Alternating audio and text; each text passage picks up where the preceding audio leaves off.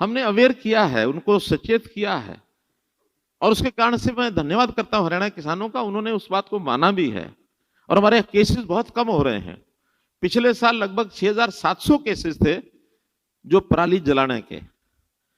अब मैं पंजाब की बात तो इसलिए भी नहीं करूंगा, मुझे ज्यादा पता भी नहीं है, लोग जो कुछ कहते हैं वो कहते होंगे, लेकिन हमारे यहाँ 6,700 केस जो पिछले साल थे, इस साल जो 1 साल के बाद वो केसेस 3,800 रह गए हैं।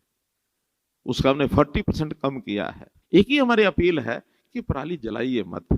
आप इकट्ठे करने के लिए सरकार को बताइए, जो साधन चाहिए वो हम देंगे, मशीन देंगे, बेलर देंगे, इकट्ठी करिए। आपकी बिक नहीं है तो बिकवाएंगे, और मान लो कोई खरीदार नहीं मिलेगा तो भी आपको पैसा मिलेगा। आप इकट्ठा करके उसको एक जगह डंप कर दीजिए, उसका खाद भी बन सकता है।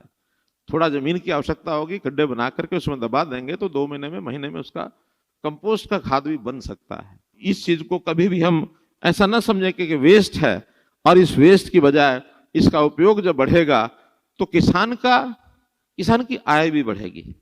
हम जो कहते हैं किसान की आय हमने डबल करनी है, तो केवल फसल में से ही डबल हो जाएगी ऐसा नहीं है, बल्कि ऐसी ऐसी चीजें जो अभी तक किसान के उपयोग में नहीं आ रही हैं, चाहे वो पराली है, चाहे वो उसका गोबर है, चाहे उसका मूत्र है, चाहे उसकी और ऐसी चीजें, दूध उत्पादन है, अन्य जितने भी किसान के काम ऐसे उसके हैं, उसके साथ उसको जोड़ करके किसान की आय को डबल करने के लिए हर चीज पर हमको ध्यान देना पड़ेगा।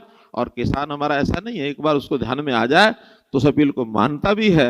इस नाते से पराली को पूंजी इस रूप में उपयोग करें। जितने विचार हमने यहाँ किए हैं, इसमें से जो नए विचार आएंगे, मैं आपको विश्वास दिलाता हूं कि हरियाणा सरकार की उसके ऊपर पूरा खरा उतरेगी। और इस समय जो एक संकट है, एक प्रदूषण का संकट है, वातावरण को शुद्ध करने के लिए, पर्यावरण को बचाए रखने के लिए जो हमारे जिम्मे काम होगा उसका पूरा करेंगे। बहुत बहुत धन्यवाद, बहुत बहुत आभार।